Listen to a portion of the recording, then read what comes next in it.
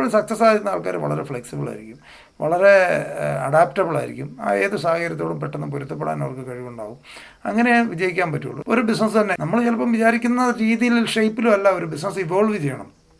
നമ്മളിപ്പം നിങ്ങൾ ഏതെങ്കിലും ഒരു ഒരു ബിസിനസ് ചെയ്തിട്ടുള്ള ഒരാളാണെങ്കിൽ നമ്മളൊരു പക്ഷേ ആ ബിസിനസ് തുടങ്ങിയ ഷേപ്പ് ആയിരിക്കില്ല ചിലപ്പോൾ 1 വർഷം 2 വർഷം കഴിയുമ്പം നമ്മൾ ഉദ്ദേശിച്ച പ്രോഡക്റ്റ്. ചില കടകൾ കാണാൻ പറ്റില്ല, ചില കടകൾ അവരുദ്ദേശിച്ച പ്രോഡക്റ്റ് അല്ല അവിടെ കൂടുതൽ മൂവ് ചെയ്യുന്നത്. അപ്പോൾ അവർ കടയുടെ ഒരു പകുതി മാറ്റി വേറെ സാധനങ്ങൾ അവിടെ വെച്ച് തുടങ്ങുന്നു.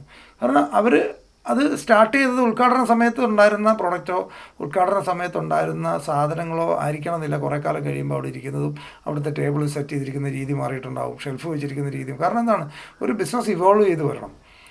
അങ്ങനെയാണ് ഒരു ബിസിനസ് ബിൽഡ് ചെയ്യുന്നത്. ബിസിനസ്സിൻ്റെ ബിൽഡിംഗ് പ്രോസസ്സ് അങ്ങനെയാണ്. ഏത് കാര്യത്തിനും അങ്ങനെയാണ്. നമ്മുടെ അണ്ടർസ്റ്റാൻഡിങ് നമ്മൾ ആദ്യം വരുമ്പം ചില കാര്യങ്ങൾ മനസ്സിലാക്കിയിട്ടാണ് വരുന്നത്.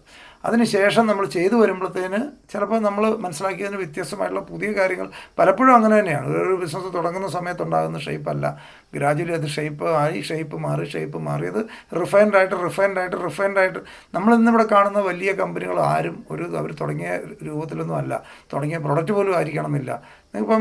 ഇപ്പം ഇതിനെക്കുറിച്ച് എപ്പോഴും പറയാറുണ്ട്. സിംപിൾ എംജിയുടെ വിപ്രോയൊക്കെ തുടങ്ങിയ സാധനങ്ങൾ ഓയിൽ കമ്പനിയായിരുന്നു.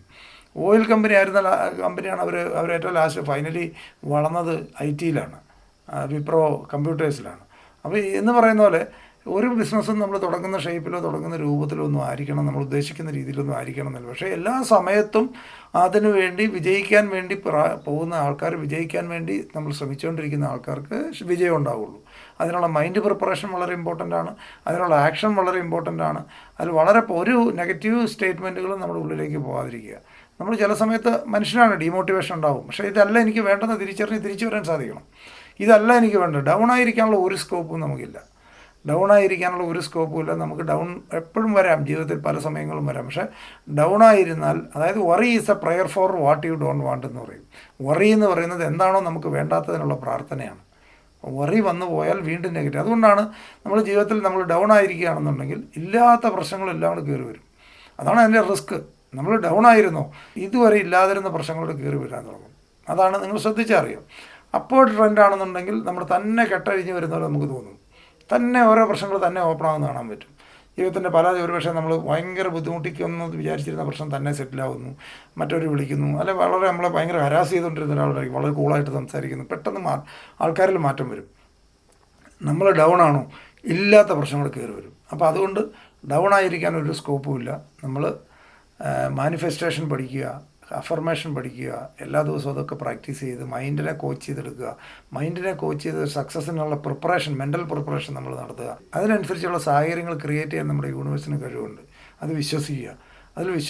വളരെ സ്ട്രോങ് ആയിട്ടുള്ള വിശ്വാസം അതിലുണ്ടായിക്കൊള്ളുക.